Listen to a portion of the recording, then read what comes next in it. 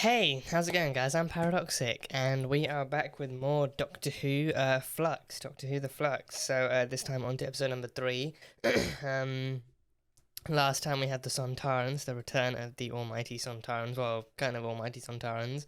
Um, they had travelled through time and taken over the Crimean War and taken over the Russians in the Crimean War, and they'd taken over Russia and all of China, so they transformed both of those countries to the point of being embedded into world maps and everything into Sontar. So they had hijacked history and decided to actually kind of hijack I think pretty much every war, starting with the Crimean War and everything, and actually working their way through history from there. So they'd use the flux to their advantage that way, and also sneaking in through the Lupari shield and everything. So that was cool. So we saw the Sontarans returning, and the Doctor facing them with Mary Seacole, who was awesome. Mary Seacole, and then she was in the past, and then Dan had been transported to the actual present day, where Sontarans were still in the present day in Liverpool, actually at using the docking kind of yards to dock their ships and do all sorts of curfews and all sorts of territorial stuff. So he did his thing then. He had a wok with him. He had a wok with him as a weapon, and he was vlogging and taking evidence and stuff for the Doctor. So he was cool, doing his thing. Then the Carbonista came back and saved him, and they had a whole kind of very, very kind of reluctant dynamic duo thing, which was cool. So the Sontarans were there. So they were killed in the past, and destroyed in the present day too. I think the Carbonista used one of their own ships to crash into them and destroy them that way, and then in the past they were actually destroyed there too by the general dude who got his own men killed and then couldn't live with the guilt, so he tried to wipe out the enemy instead and tried to relinquish his guilt that way. So that happened. So yeah, the Sontarans. It was a really cool episode, a really solid second episode, and a really cool return for the Sontarans and everything. So don't know if the destruction, if the destruction means we'll never see them again, or if because villains always find a way to return in this show, even if you do seemingly kill them. So I'm sure we could see the Sontarans even in that original kind of classic style form back again at some point. But it was a cool return for them nonetheless. And then we had Yaz being transported, similar to Dan. She was transported to the planet Time instead, to the Temple of Atropos on the planet Time, a planet that technically, apparently, according to the Doctor at the end, shouldn't really exist, but it does anyhow. So the Temple of Atropos, I think the temple was would technically a real place, but then either that shouldn't exist or that or the planet shouldn't exist. So the Flux was doing all sorts of major kind of tomfoolery in those kinds of intergalactic geographical kind of ways and everything. So the planet Time and the Temple of Atropos was there, and then the Mori, the keepers and controllers of time, were really damaged, and because they were damaged, time was running amok and it was being really chaotically released throughout the universe. So then the Flux came along and started destroying planets and everything. So the Mori were damaged, and then Swarm and Azure came along, and they had Passenger too, some Clegane looking dude from Game of Thrones and everything, just covered in head to toe and had a helmet on and everything, so you couldn't really tell what they look like underneath. So they called them the Passenger.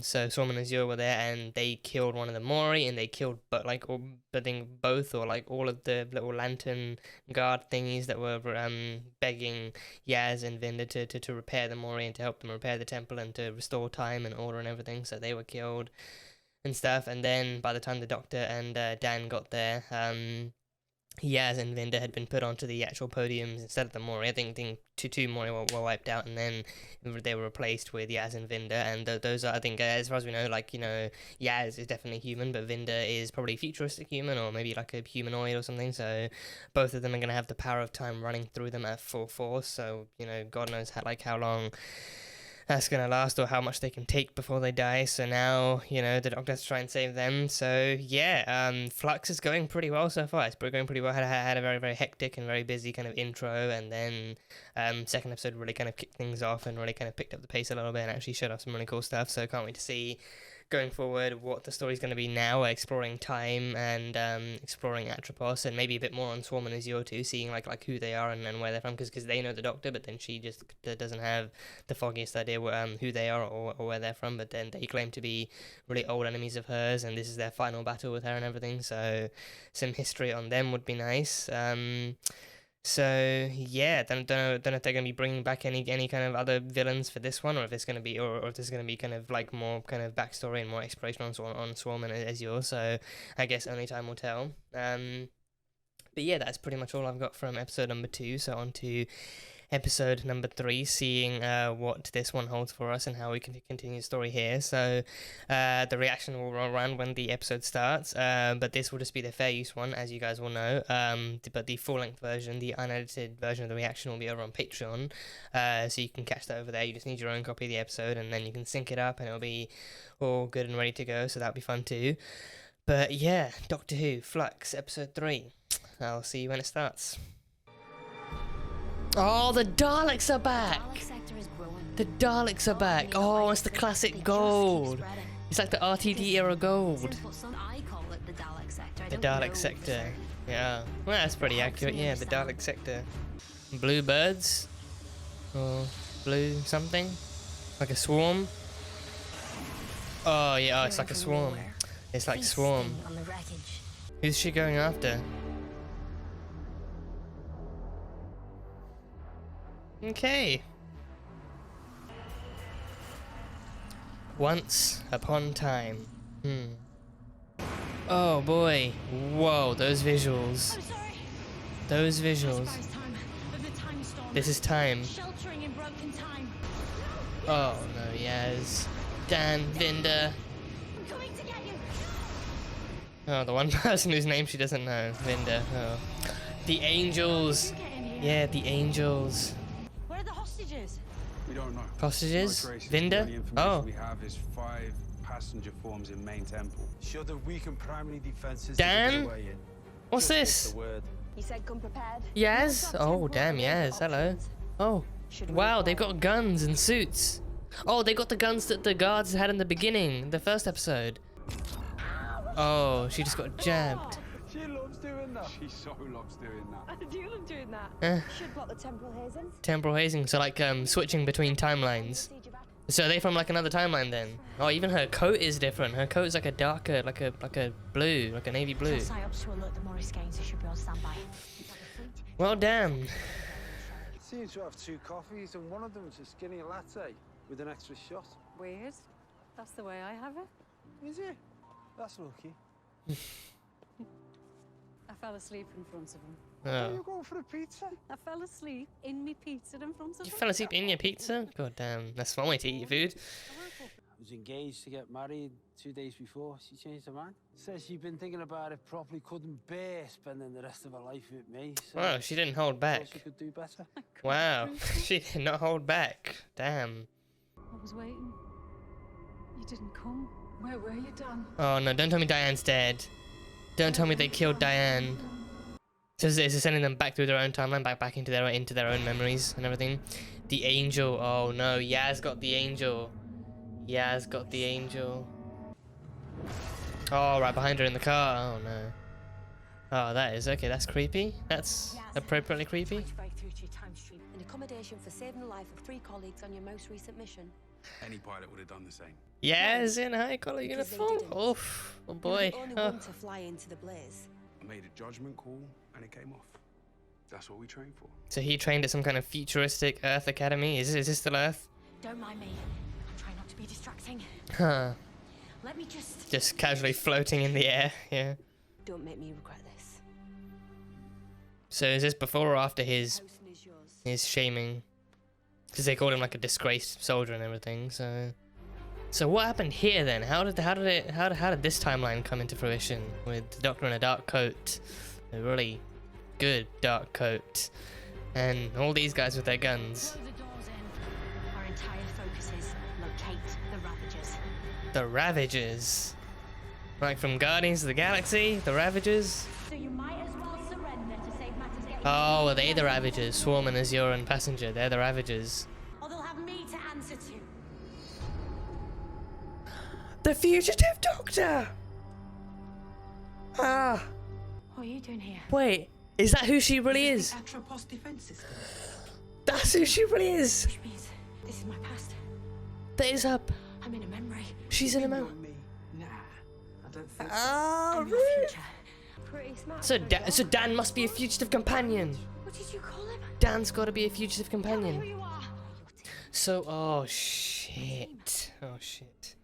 They promised they'll stick to it. Oh. Attack, retake the So they were with the division then. Be free of all this. this? In the past, they were with the Division. If you say so. Are we near there now? Oh, sir, very far. Is it like a tunnel system running under all of Liverpool? Is that what it is? Whoa, you can dodge it just that easily? Really, you can dodge it just pressed up against the wall? What you were firing at? Dalek sector without being exterminated. Jesus, that is a hell of a visual. And wreckage everywhere. Yeah. Oh, even that red in the background. Oh. I really need to get back into No Man's Sky. These visuals remind me of No Man's Sky. This is the cyber sector. Cybermen! The Cybermen! The cyber sector as well. So all the enemies are just taking advantage of the Flux, just invading planets and remaking it as their own. Me and Tigme. Tigme. Ah, it's like a little Tamagotchi. This lad ain't gonna look at me if I don't know my way around a controller. Next time I'm in a room with him, he's gonna look at me and think, who's a sexy girl with nimble fingers? Oh, whoa. Alright, I'm super freaking out now. Wow. And that lad on Atropos. The details are wrong. Yes, I think there's something wrong with you. Yeah, well, time's broken. Time is breaking down. It's corrupted. Oh, yeah, there's a weeping angel in her thing. Oh, they're playing Skyrim. Are they playing Skyrim? Disrupting your time stream. Skyrim with a... No. Or was it Resident Evil? I don't know. I can't tell. It's stalking me. You forgot to tell her don't blink. Oh, jeez. Do you want me to be single forever? Well, hey, if a guy judges you based on your ability to play video games, then he's really not a guy you want to be with. If anyone judges you based on that, then yeah. You should know that by now.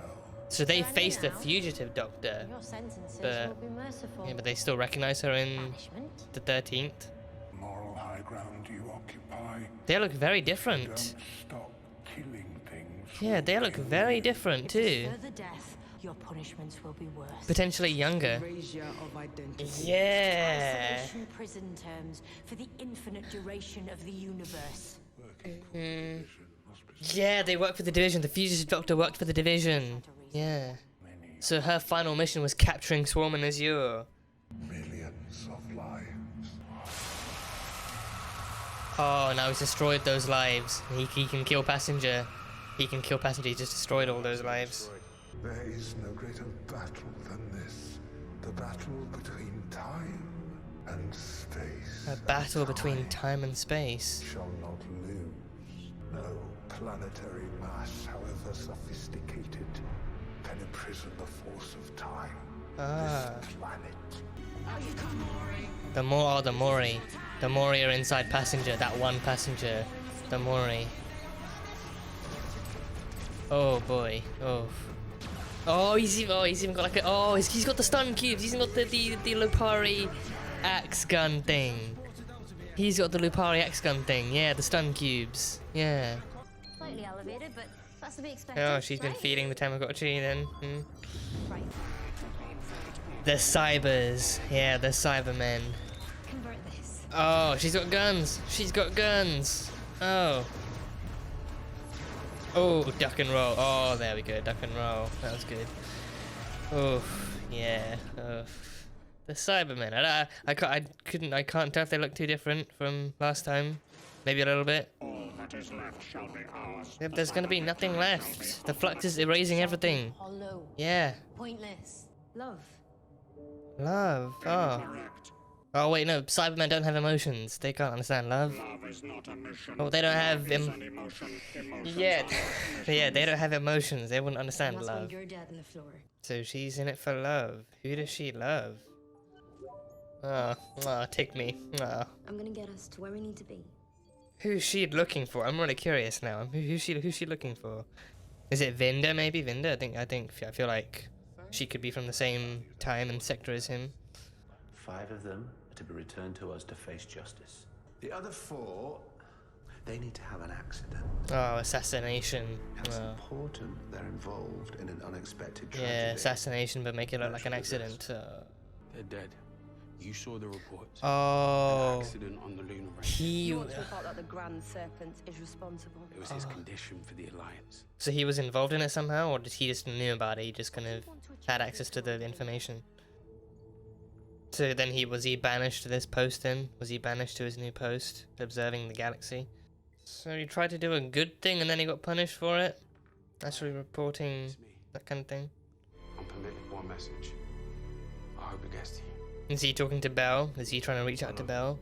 Oh, I love you. Oh, it must be Belle. Yes, I think it's got to be Belle. So Belle's looking for him. You know the rules. Oh, so that's not even Dan. That's the Carvan. That's why he has the axe. It's actually the Carvanista. Yeah. Is that really Vinda then? Is that really Vinda and Yaz? Or is it all different people, like all different companions? Swarm and Azure are rare and useful creatures. Now they have been reintroduced as a temporal poison or contagion. I'm sorry, I'm normally very good at keeping up with things, but you lost me quite early on. Yeah. The flux wasn't an accident. It wasn't a naturally occurring event. It was made. It was placed. It's the end. That's the... Because of you. Because of her? Talking about. You can go. Oh god, who is she? A guy? Oh god. Of course I can. Get off me. Do as you're told. You have no idea what you're dealing with. I do. Oh god, Doctor's gone dark. To reign in hell. Oh, that's ambitious. That's mighty ambitious, so... And back with her own reflection. Back with her own reflection. And her own white, greyish kind of coat again. Is this a TARDIS? Oh, he knows! It is, isn't it? He knows it's a TARDIS. I didn't think these were real. Oh, he's aware of TARDISes. Well, Belle's looking for you. Do you Can I wanna... pilot it? Will you show me? No. Wow, he actually knows what a TARDIS is. Okay, that's convenient. Doctor, seriously. I'm only permitted one message. Belle and Vinda. Yeah, Belle and Vinda. Oh god, I love that spans the stars. Yeah, I love that stretches across the stars. You know, we'll break it. So, is she from the Division too? Then is she from the Division? Is he from the Division? I think he never actually specified. Me and you're beautiful as your unborn child. Oh damn, she's pregnant. Whoa, Vinda's a dad. No. I have to find someone. Is the mother of his child. It's a lot, of course. Yeah. No. I know she would have been here. You would think she would stick around though, at least, you know, think about her actually trying to survive and hopping planets, you know? But I'm not giving up. Find you.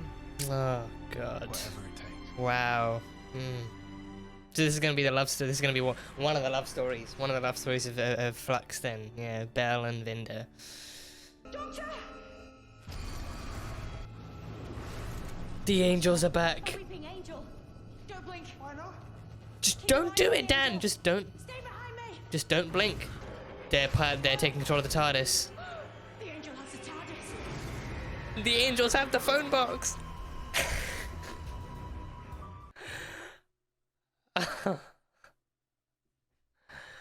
Oh God. Oh Jesus. The angels have the phone box once again. Oh boy. Oh. That was craziness. That was absolute craziness.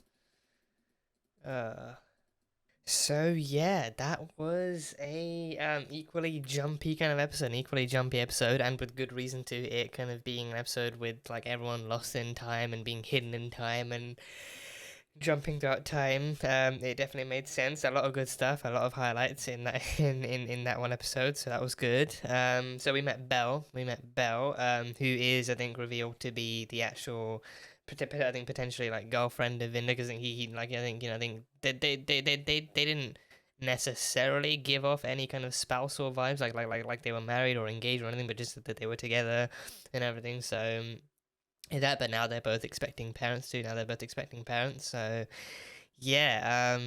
yeah, Belle is looking for Vinda, and she I think she somehow escaped the destruction of their home too, which is a good thing. So she escaped, and then she kind of traveled across the universe, like hopping from planet to planet, and then encountering all these other alien races that were actually using the destruction caused by the flux, the destruction caused by the flux to their advantage, and actually using that to try and take over as much territory as they could. So there were the Sontarans that we saw taking over Earth. So they tried Earth, but we don't know if they tried anyone else. But the Sontarans took over Earth, and then don't know if it was Earth that she was on in the beginning, or if it was some kind of like some other kind of earthy looking planet or something. But the Daleks had gone back, and then the Daleks came back, and they had the classic kind of gold thing from like the RTD era too, like the kind of gold bronze kind of armor plating kind of stuff. So not necessarily like a classic look for them, but still like, you know, still kind of like a semi nostalgic kind of appearance for them. So like RTD era Daleks actually,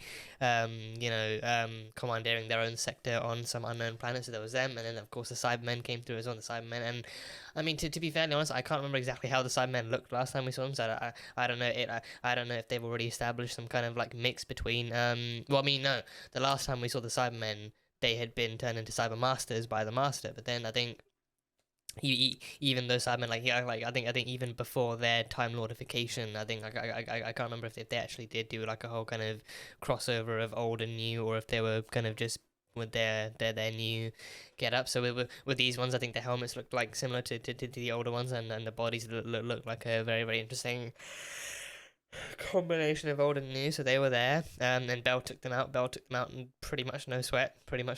So they revealed that I think that at least the Cybermen had very, very kind of short-lived, you know, like plans that really kind of lacked hindsight, because I think their kind of plans would realistically only, you know, secure victory for like very, very temporarily, because the Flux was set to destroy everything too. So then in the end, even they would be fighting each other, and then they'd probably, you know, whoever was left after that would likely be wiped out by the Flux too. So, you know, for them, it was just about like, you know, like even temporary supremacy or temporary control over their portion of the universe and everything. So they had that stuff going on, and yeah, and even that clarification that for them, love love is an emotion, and emotion is an mission. Like they do everything by the books with strategy and tactics and everything, but for Belle, she's traveling across the universe to find the man that she loves, and the man whose child she's about to, you know, have as well. So a cool little love story there, a cool little love story, but hopefully not the only one, in happening in Flux.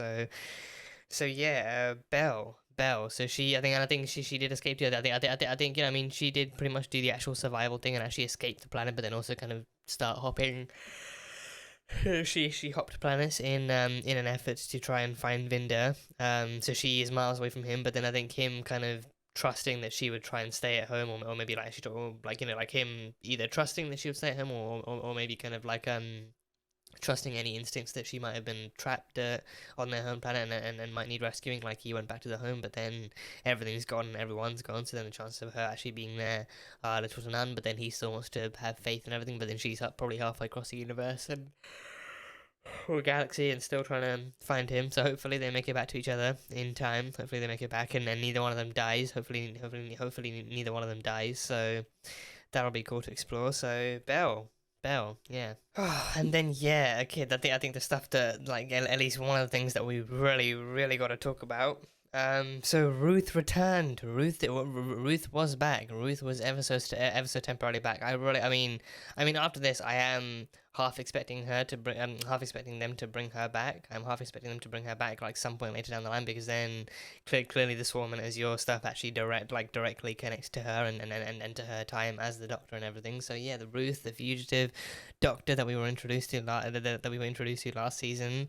She had them. So I think she had the Carvanista as a companion. She had the Carvanista. I think I was wondering why like Dan suddenly had the Carvanista add like the axe gun thing that produces time cubes and everything. So I think, you know, because the Doctor had not only pushed the others through their own time streams, but also had actually pushed herself back to her time stream. She had gone so far back into her past that she had actually revisited one of her own memories that she just literally could not remember one single bit of. So that's why she looks so different too. And I think that kind of indication of her still kind of being that embedded in her own time stream too, of like having the darker coat as well, her having the darker coat and actually symbolizing her like as Ruth having that darker kind of jacket too. So that was cool. So but then it still being 13 in her own time stream too, it kind of like replaced the kind of known companions' faces with Yaz and Vinder and everything else. But I think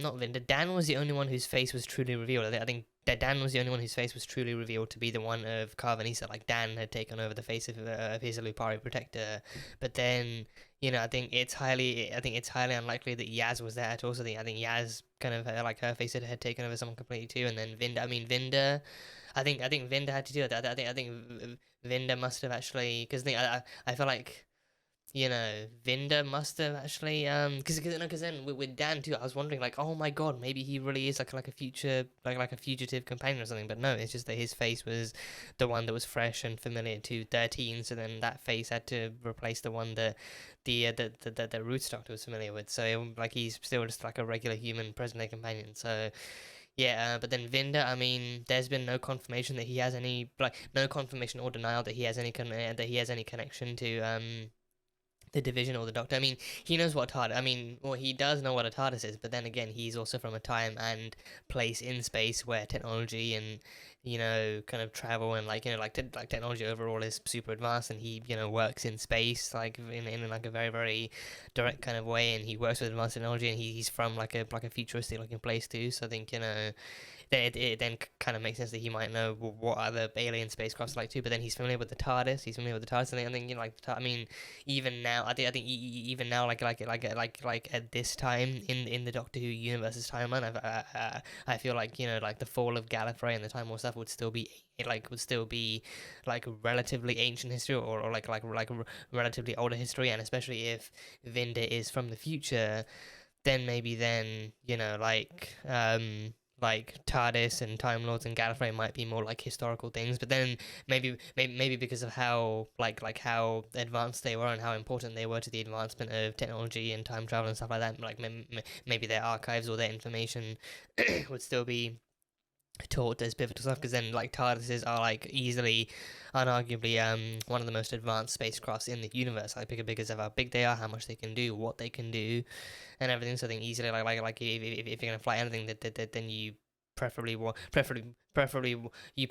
to know at least want to know what a TARDIS is, even if you can't do it. But because then he even did ask Yaz, like, you know, can I pilot it? Can you show me how to pilot it or something? But then he knew, looking on the inside, oh, it's a box on the outside, but then it's bigger on the inside. So then that kind of concept of trans-dimensional engineering follows exactly what a TARDIS is. So he knew that, but whether or not he is with the Division, we do not know. So I think chances are him and Yaz could have easily replaced the faces of other companions too. So there's that. So yeah, so Root's Doctor was revealed to be the Doctor that 13 had taken over in the thing. So I think, yeah, I mean, so that I think that then would mean, because I think I'm trusting that the time stream would still be like linear, in the sense that it would still be their continuity and not like jumping into like an entirely different universe either.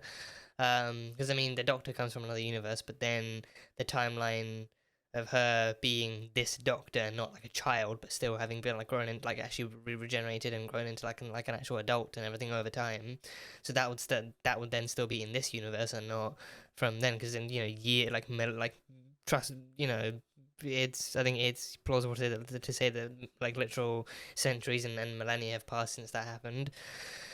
So then it will still be within this timeline. So then it's literally, I think it literally has to be like an era and like a time in her life that's just been erased from her memory. So that's why she can't remember it. But then she remembers that she remembers who the fugitive Doctor is, but she just can't remember exactly who she at what point she was this Doctor in her life. So yeah, and I think the common theory is that it's pre-Hartnell too. The common theory is that it's actually pre-Hartnell. So then I think she worked for the Division. She worked for the Division too. She did like, well, I think this was meant to be like one final mission for the Division too. Them all just like capturing Swarm and Azure and getting them back to the Division, and they look different too. Like I think it was actually that far back that even Swarm and Azure looked different and looked younger and less kind of puffy and prickly and everything, so they look really different. But I think I really like the return of the whole Time Lord science thing, because I think that is like in my head, that is exactly what I thought of when the concept of Passenger was actually revealed. Like Passenger is just like a body, but it's like a body with endless capacity. It can fit millions and millions of lives inside it. So it's like, it reminds me of the Time Lord science thing from way back when, I think season 2 with Canary Wharf, like with the Dalek, like that kind of prison ship with the billions of Daleks inside that all came out and stuff, like the Daleks that were imprisoned in there by the Time Lords, I think, you know. So Passenger was said by Swarm and Azure to be the Division's dirty little secret. So I think the Division has to be like an actual Gallifreyan thing, like potentially like a Time Lord thing. So maybe like the Division would be like some kind of department of Gallifrey that would deal with time anomalies or time threats or something like that. So. And they even confirmed that they even then confirmed that Swarm would be captured and then imprisoned indefinitely, like for the infinite duration of the universe. So then the guard in episode 1. The guard in episode 1 did say that, you know, he had been like rumors were that he had been imprisoned there since the dawn of time. So I don't know if we went that far back for Ruth's Doctor's mission, or if that was just like a, you know, like we're really really early back. I mean, but then yeah, like we're really early back, but then it's just like maybe not since the dawn of time, but then you know, obviously probably just like, you know, words getting twisted down time and people going from infinite duration of the rest of the universe, but then somewhere down the line someone twisted it into, oh, like since the dawn of time. So it's like, is it like to make it sound even longer than it actually was, but then it's just like, you know, from the moment he's captured, from then until the end of time and then the end of the universe, then he's going to be imprisoned on that one planet with super duper open space and everything. So yeah, that was their final mission, to capture Swarm and Azure, because then they were actually wreaking havoc, and it's like, you know, like the founding conflict, he mentioned the founding conflict was time versus space, like a battle between time versus space. I think, you know, the Flux was,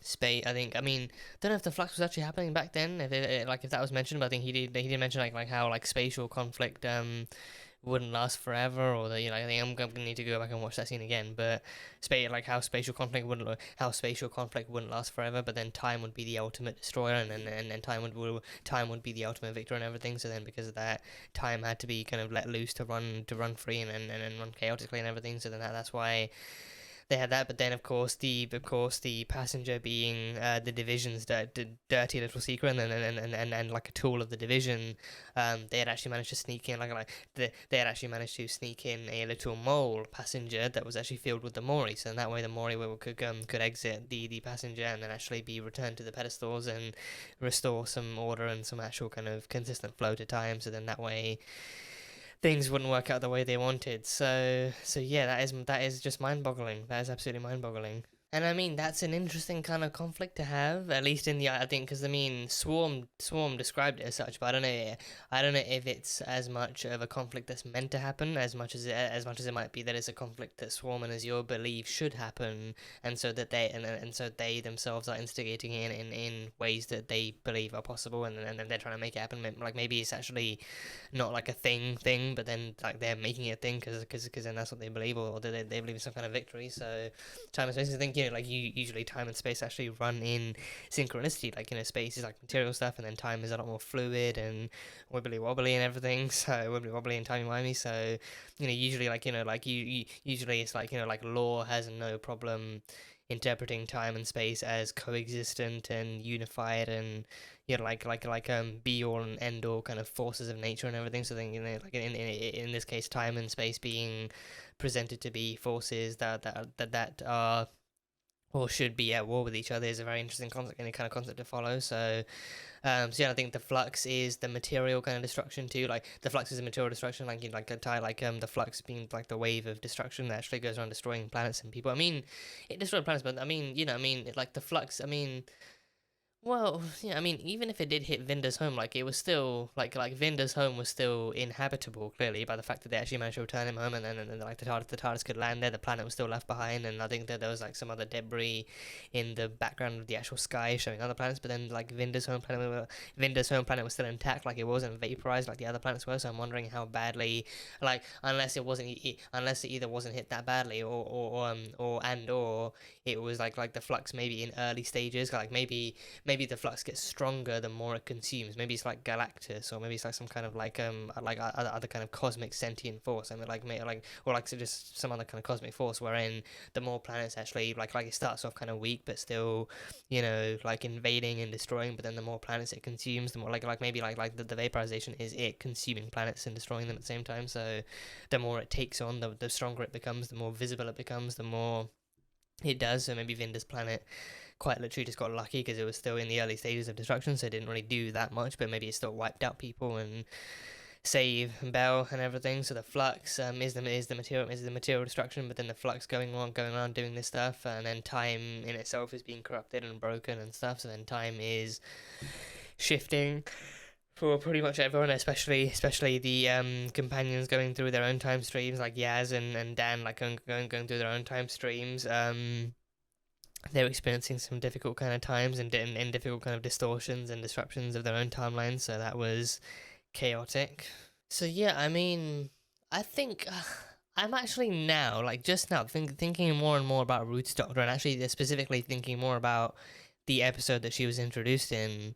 Because I think in that one we also, like, I think in that one, like, we had a lot of 13 and Ruth's Doctor actually interacting, and actually, you know, even once she actually realised and came out as a Doctor, we had a lot of them interacting and actually going on, like, doing stuff in and out of her TARDIS. But going back to that, I think I vaguely, like, especially when they came up against those other Gallifreyans, because they came up against some other, like, security guards, or like some other woman, and then some other guards and everything, and then the Doctor scanned them and even detected them as Gallifreyan too. So I think, yeah, like, in that one, I think I ever so vaguely, like, remember some kind of mention of the Division, or some kind of, like, actual name drop or reference to them. So I think, I think, that kind of thing, again, so freaking long ago, I just completely kind of forgot it. And then like hearing the Division being mentioned in episode 1, like, was just such a shock to me. But I think now, thinking back to then, I do vaguely remember, like, hearing some kind of name drop or, like, reference to the Division. So I think I'm wondering, I mean, those like that woman and those guards must have been sent by them. But then I think in, like, this episode alone shows that the Doctor did actually conduct some missions for them. Like she did lead her own team consisting of the Carvanista and then 2 other people. So she did lead her own team under the orders of the Division, actually carrying out missions for the Division. So actually, like, collecting anomalies and threats to time and space and all that kind of stuff. So I think like the Doctor back then, I think the Doctor back then had a gun too. She had a gun. I don't know if it was the exact same gun we saw in these. I think because these ones were the same ones the guards had in episode 1. But I don't know if like she had a gun, like a very flashy gun. But I don't know if it was the same one as this. But she had a gun, and I think we never really saw her TARDIS to confirm. It was just like her reflection in the actual mirror, because then in material memory, 13 had taken over her body, and it was just like the coat to indicate that it wasn't directly her. So then I was completely thinking it was just some kind of AU where the Doctor had like not the Doctor hadn't turned evil, but she'd gone like a bit darker and a bit more mature and everything, and she was willing to use weapons and tools, and she was leading this whole new team of people that we knew, like Vinder and Yaz and Dan. She was leading them, and then that they were all soldiers or like troops or like just some kind of like squadron for the Division. Like maybe it was like some kind of alternate universe where different things happened differently, and then like they met earlier or something else happened, and then the Doctor was given this team and everything. So there was that. But no, it's revealed that it's the fugitive Doctor. It's Ruth's Doctor actually having worked for the Division before, and actually having a team of companions beside her too, and companions that carry guns. Like a very different Doctor, a very different time. So I think that much was established from the get-go from Ruth's Doctor, but then a very different time for her too. So yeah, again, they got to bring her back. They have got to bring her back, and especially I think like the Division being referenced and being built up as much as they are, and the Flux kind of being here. I think the Ruth's Doctor, and especially I think especially if time is as fractured and as broken as it is, I feel like it kind of does give someone like Ruth's Doctor the ability to actually leak through and actually show up in actual physical form too, like, and not just through memory lane or like through kind of other kind of manifestations or something. Like it actually might give them the chance to actually properly physically bring her back and have her interact with the Doctor again, with 13 again. So I think it would be really cool. It would be really freaking cool to actually see Ruth's Doctor back again. So yeah, I can't wait to see what more they do with her. But seeing her in this was just a shock in and of itself. Like, oh god, Ruth's Doctor's back. So can't wait to see more. Cannot wait to see more. But yeah, then we had Vinder. He was working somewhere in the future, or like or on like a different kind of planet. And I think presumably also on a different planet, because I think even the original kind of Grand Serpent space station thing that he was sent on, I think it didn't look like it was anywhere near Earth. So I think definitely like either a futuristic human or even like a humanoid alien that was actually on another planet and then he's doing his thing. I think futuristic alien is also definitely possible. So either way, can't wait to see what his backstory and everything is. But he got a job as he got a job actually working for the Grand Serpent, and I think that guy, I recognize him too. He was one of the probation workers on Misfits. I think that is the only thing I remember seeing him from. He was one of the probation workers on Misfits, and he was just like a really sassy dick the whole time. So he was there. But I think he's been like a few different kind of actual British productions since then too. I don't know if he's ever actually crossed over into Hollywood, or if he's ever actually done anything like across the pond. But I think he's been mostly in like English and UK kind of stuff. So it's cool to see him here. So he was the Grand Serpent. He was the Grand Serpent, like a very kind of like a, I don't want to say dictator, but I think he definitely did kind of seem like maybe some kind of political kind of figure, because maybe some kind of political figure, because he did mention having like some kind of rivalry and like some competition whose family he wanted wiped out and everything. So he had a very off the record kind of request for the Alfori, I believe they're called, the Alfori or the Alforians, like a very off the record thing, because he asked them to actually shut the recording down. So he asked them to have 5 people. I think like 5 people called in to face justice, to actually, face justice, and then be put on trial to face justice for their treasons against him and his people, and then for 4 other people to be assassinated, accident style, to just be assassinated in what would look like accidents, like natural disasters and stuff. And I think even Vinda mentioned in the final report there was actually like a lunar accident too, so like an actual moon based or moon related accident, like maybe like a lunar base or something, but it was like an actual lunar thing. So I think it went through. So I think Vinda, like retelling that, I think I couldn't fully tell if if that meant that he was just simply aware of it, because I think he was in the room. He was directly in the room when he was a direct witness to the Grand Serpent calling for the assassinations and actually making those requests. So he was I think pretty much the only other witness that would actually count in that matter. Because I think Yaz, I feel like Yaz took over someone, but I think I don't know if it still counted during the end, or if it was still mattered, or maybe if that person was actually a lot more in tune and in line with the Grand Serpent's kind of ordering, so then they just kind of wouldn't dare go against him. But then Vinda was the one with the conscience, and he was the one who actually wanted to report that kind of Black Book's kind of misdeeds and everything, like like those kind of misdeeds. So then he wanted that. So then he tried to report them. But then the Grand Serpent's kind of hierarchy of power and bureaucracy works so that even whatever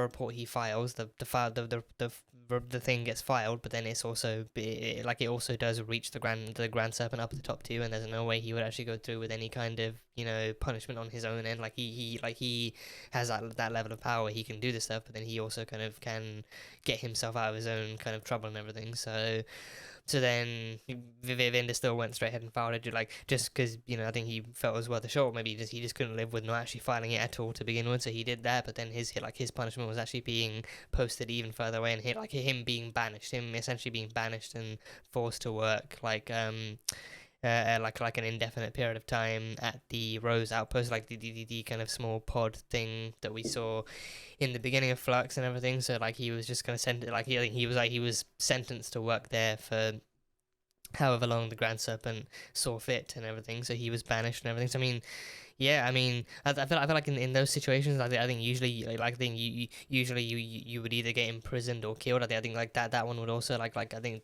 that one would also call for treason too. I think that one would also kind of call for a sentencing for treason, or a trial for treason. So I don't know if he actually went through a trial, or if the Grand Serpent just immediately called for him being banished and sentenced to the Galaxy Outpost or anything. So either way, he did it. He felt horrible for having. I think I think there wasn't really, he knew of the details, but I don't know if that was meant to imply that he was actually there when it happened, or if he just kind of knew how it happened, or why it happened and what happened exactly. So maybe he knew enough details to know that the Grand Serpent was the reason for it. So he just wanted to, and he knew that was also it was actually the Grand Serpent wiping out his competition's loved ones and everything. So it was actually him playing dirty and everything in a game of politics. So he wanted to make sure that the guy would at least try and face punishment. But then again, he's in control. The Grand Serpent is in control. So then only Vinda really gets punished for trying to go against him. So that was the end of his life. And then of course that was when he starts recording the message for Belle as well, and he tells her what's happening. Well, he tells her as much as he can, because he did say he couldn't tell her everything. He couldn't really tell her a lot. So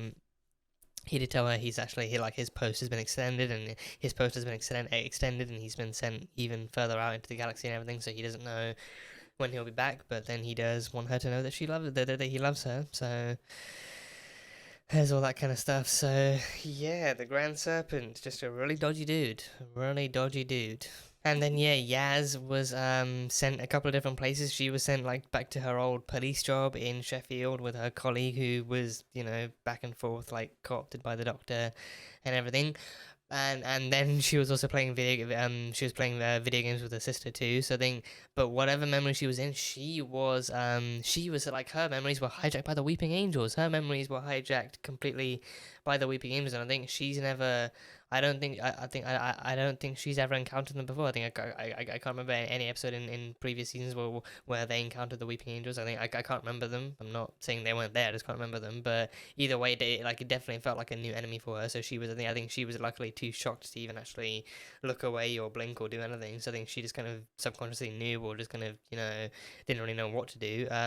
But I mean, we've seen it happen like that way before too. Like people who don't know the Weeping Angels come across them, but then like some of them still blink and look away, because then some people either are so creeped out that they can't look away, but then others just see like a statue and think, oh, it's so harmless, and then just look away and look back, and then it's like, oh god, what's actually happening? And then, you know, they keep testing that theory too, like, oh god, if I look away again, okay, if I look away again, they just keep testing that theory, and then eventually they get captured. But I feel like Yaz in that scene also kind of seemed somewhat kind of more cautious of it too, like thinking, okay, like, and then I think because also she's been with the Doctor, so she's actually spent some time familiarizing herself with just how creepy and really scarily tactical, and how, you know, menacing some aliens can be, and like how evil aliens can take any shape or form, or how they can have abilities of any kind. So I feel like if she is the one who comes across some kind of thing, and I think especially because initially she saw it in her wing mirror, then she saw it in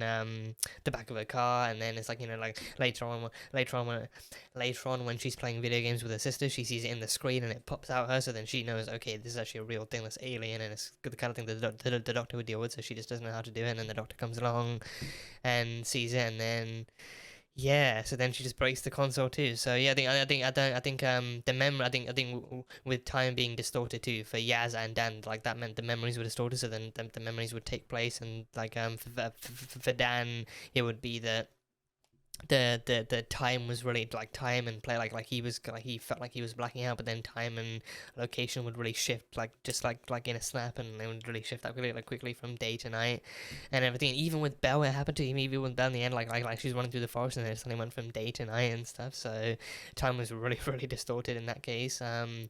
So that was him. But then with Yaz, I think it was literally like angels also taking advantage of the flux, but then also seeing that time was destroyed, and actually the angels themselves, because then even in the beginning the angels actually ran to the Doctor, and even she was like, wait, how the hell did you get in here? So then like time being broken means, I think there's like cracks and stuff that the angels can easily slip through and find their way in. So, you know, the angels being like consumers of time, the angels being, you know, beings that feed on time and feed on potential time energy, but then time energy still, I felt like maybe time being broken meant that it was like a buffet for them. Maybe time being broken meant that there was actually more for them to eat, or maybe they were actually rushing to eat it before it, you know, expired, for lack of a better term.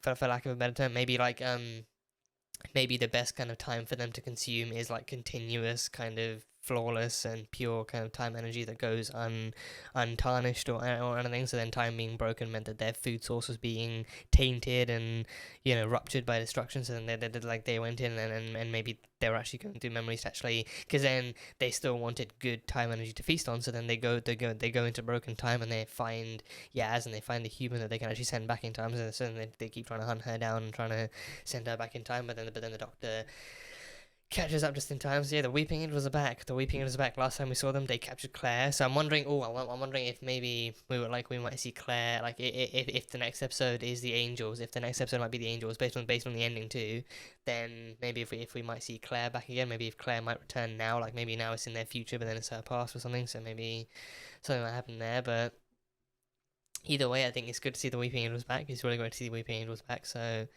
that's really fun. But yeah, the ending, just like a reincarnation of the angels have the phone box. I mean, even I think part of me is slightly annoyed, but then that part of me is also kind of nullified by the fact that I said it. I actually geeked out and fangirled so much that I even said like, oh, the angels have the phone box there.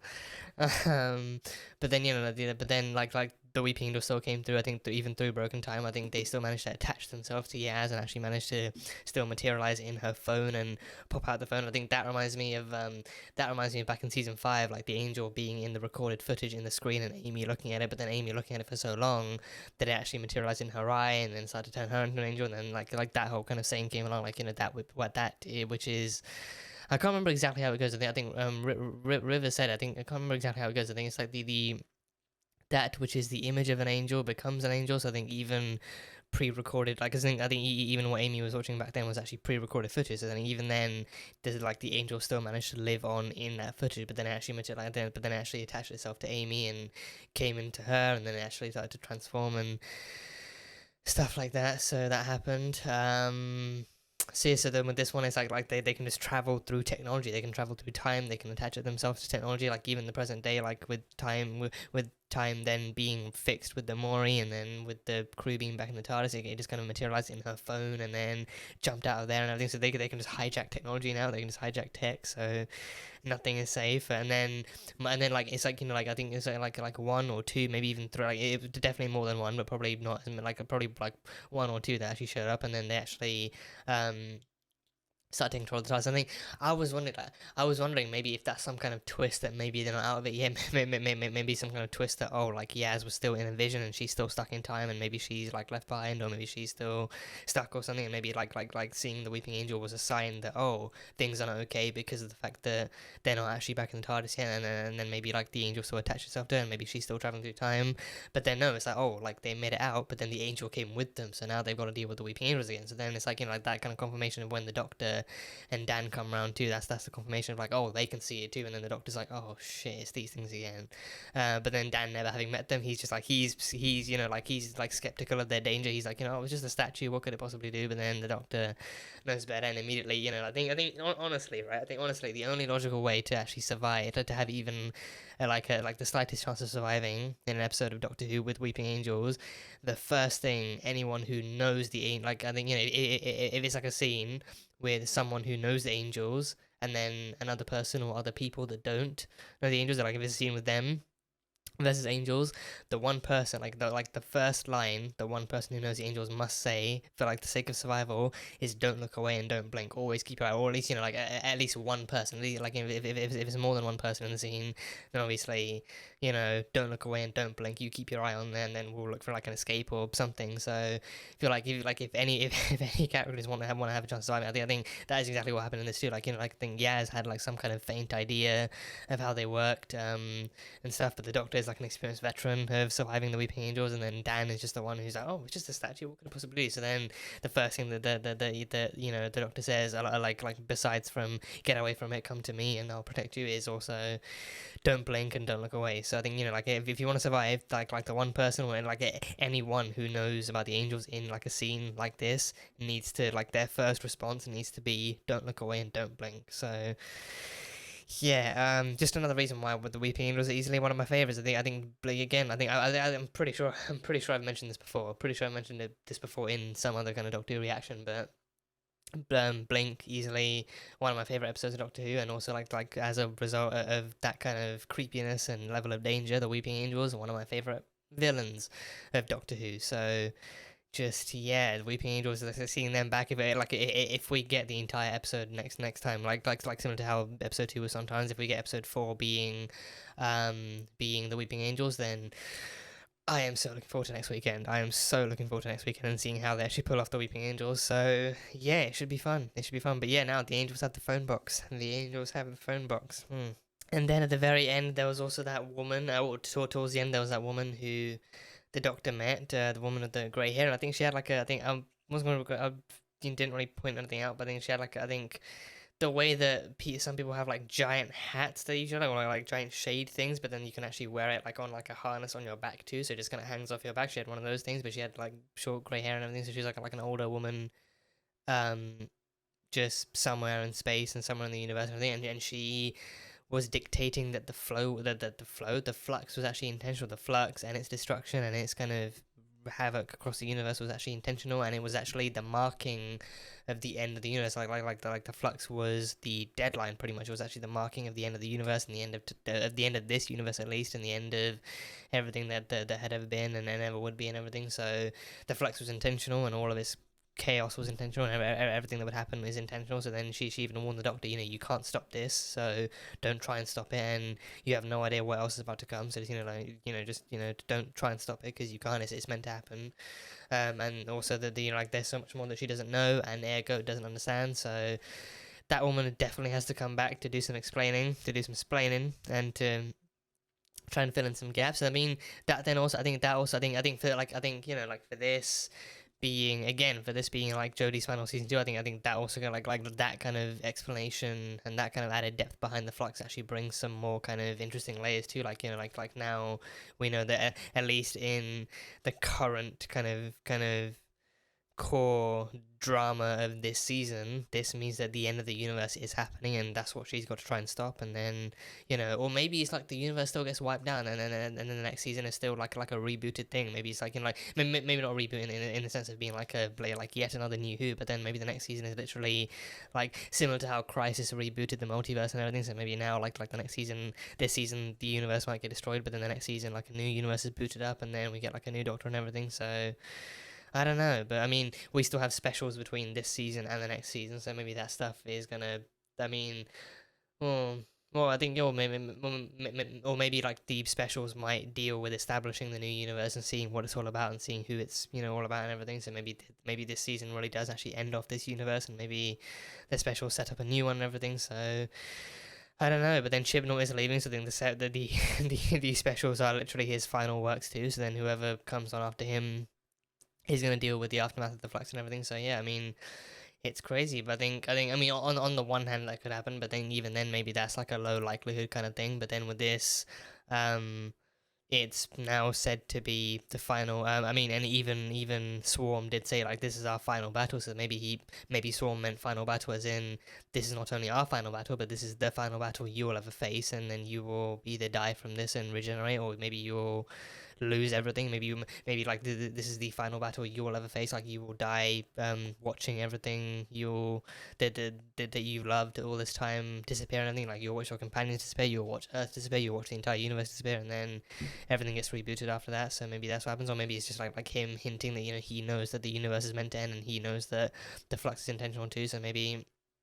Because so far, literally everyone seems to know what's happening except for the Doctor, and now, like in this episode, we see like her, like just yelling at Yaz and yelling at Dan too, like warning him to stay the hell back from Passenger, because I think they have Diane in Passenger, so they've got her held captive in Passenger's body. So then like her yelling at Dan to stay back, and her yelling at I think even her yelling at Yaz kind of got to me too, like her, it's like not just the yelling, but then her choice of words too, like, oh, you don't understand anything, Yaz. I'm trying to find all this stuff out, and even I don't know what's going on, and it's annoying me. But then she's also inadvertently lashing out at her own companions and her own people and her own partners and everything. So and then of course like Dan still being new to all this, he doesn't really understand the severity of actually interacting with stuff that you shouldn't interact with. So then he's like him also like knowing that he left Diane behind, and then that Diane is now clearly invisible danger too. Like he just desperately wants to rescue her and everything, so he doesn't know the harm in actually going to Passenger and actually touching him and trying to get Diane back. So then like a lot of tension is also being raised. I think at this point like the Doctor is just kind of tired, like because like now the Flux is happening, then there's the whole fugitive Doctor returning. So I think there's like a lot of different kind of story elements and stuff like happening that she doesn't know about, and she especially doesn't remember. Like a lot of stuff is coming back from her past that she's claiming that a lot of stuff is coming back from her past that is claiming to have happened, but then she doesn't remember. So then she doesn't like she doesn't like not knowing who she used to be, or like not remembering who she used to be. So then she's all the more adamant in hunting down all these different names and faces and all these different elements of the universe that might hold some clue as to who she was, or like what happened before that someone wanted her to forget or not know about so badly that they erased it from her memory. So it's all questions, and I love it. I mean, cliffhangers can be annoying, but again, it's just one of the many things that actually keep you hooked and keep you wanting to go back each week for a new installment and like a new episode and everything. So they can be annoying, sure, they can be annoying, but then of course, you know, it keeps the hype going, it keeps you questioning, keeps you theorizing, keeps you thinking about stuff. So I think that's why, especially for this too. I think especially like I think even now like BBC iPlayer has become like a bit more of a streaming service too now. Like in terms of actual on demand stuff. Like now even like a few of the shows and a few of the series they're doing are now actually turning into on demand things. So I think like actually not everything that's actually available to watch on iPlayer is also actually being streamed live on television or on like the actual network itself. Like some of it is just kind of being released as box sets onto the actual site itself, so then people can actually either stream it on there or they can download it or something. So streaming is overtaking almost everything right now. So I think like nowadays, I think not to say that there's very little live TV going on, because there's definitely still live TV and networks are still running. But then it's also like the fact that you're like now streaming is catching up, because now some people genuinely do either so some people do genuinely prefer binge watching to the point where they actually hope that like a season actually gets dropped all in one, like Netflix or whatever, but then or they'll actually avoid the entire season as it's airing live, and then they'll just wait until it's all released, so that then they can actually watch it all in one go and, you know, discover things that way then. So I think, you know, I think the good thing to that is the fact that it's actually got a little something for everyone. Like if you are really good at avoiding spoilers and staying off the internet for however long that the series runs for, and then like if you are really kind of adamant and really good at self-control, then you can easily wait until the entire season finishes and actually just binge it online. Or you can, you know, if you are someone who prefers the week by week release and prefers that kind of distance kind of format, then you can easily go for that too. But yeah, I think now, like nowadays, it's becoming more and more clear that streaming is actually catching up to the kind of the hype and popularity and the kind of demand that live TV used to have. So like now, live TV still very much is a thing, but streaming is also kind of catching up, and it's also like introducing people to different ways of watching and stuff. And I think it's definitely gonna it's super easy to see how it's affecting like stuff like marketing and everything, like how you know, like live shows are being promoted compared to streaming stuff and everything. So and especially like the actual aftermarket kind of effect too, like how audiences are affected and how audiences receive bingeable series compared to actual kind of week by week series too. Like if you binge something, then like, you know, the hype might easily die down after like 2 weeks or something, but then like a week by week thing keeps that hype going. It keeps, like, you know, keeps audiences responding, and it keeps people kind of tweeting and posting all over social media about it. So, you know, seeing Doctor Who still being like treated as a week by week thing is like a really comforting thing for me personally. Like I think I actually kind of like still enjoy like the fact that they've actually maintained it that way, and they've actually kind of, because like, you know, like it's easily also just like one of the biggest things about my childhood too, actually kind of coming home after school. I think, well, I mean, not that, because I mean it was always like a weekend show. I think the Doctor Who has always been like a weekend show, like either a Saturday or a Sunday. I think it used to be Saturdays for like the longest time, and then I think not too recently got switched to Sunday, so it's always been a weekend thing. So it's easily kind of like settling down for the weekend on either one of the days, and actually just kind of, you know, digging into a new episode of Doctor Who and then talking about it with people over the week, and then actually getting to the next weekend's thing has always been part of the actual kind of, I think part of the popularity of Doctor Who as well, actually having time to process it, because the thing is it's easily one of the heaviest sci-fi shows out there, so there's a lot to get through. There's a lot of like lore and content to consume, so yeah, so I love it. I can't wait for the next week's episode to hopefully see Weeping Angels, or, you know, just seeing where they take that thing from here. So that should be fun. That should be very, very fun. But yeah, that is, I think, off the top of my head, I've covered all the notes I've got off the top of my head. Again, I think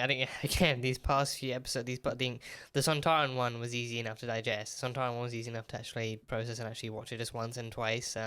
Because I always have like a default second watch when I'm editing anyway, so I usually pick stuff up then. But I think, you know, this one and the first one I feel like are kind of busy enough and hectic enough to actually, you know, still need you to actually watch it just again to make sure, because the first watch is always kind of like at least semi overwhelming. So yeah, so first initial thoughts are all out of the way. So those are the initial thoughts and initial, you know, theories and everything. So Let me know what you guys thought. Let me know what your thoughts and opinions are on this episode, and what you enjoyed, and what you hope to look forward to, what you hope to see in the future, and what you think the next episode might be like. If you think the angels are going to show up, if you're excited for the angels, or whatever, what your thoughts are on the Flux, and like Ruth's doctor being back, what you think she's going to be up to this season, if they're going to bring her back. I mean, they have to bring her back, but what your thoughts are on that, and then... yeah, that's pretty much it. So all I've got for now. So that was Doctor Who Flux episode number 3. So thank you guys as always so much for being here and for watching this video. If you guys enjoyed it, then salt and burn that like button. Comment on what you thought of the episode and what you think is coming up next time on Doctor Who Flux. Once again, the full-length reaction will be available over on Patreon, so you can go check that over there. And yeah, that is it. So I will see you guys next time.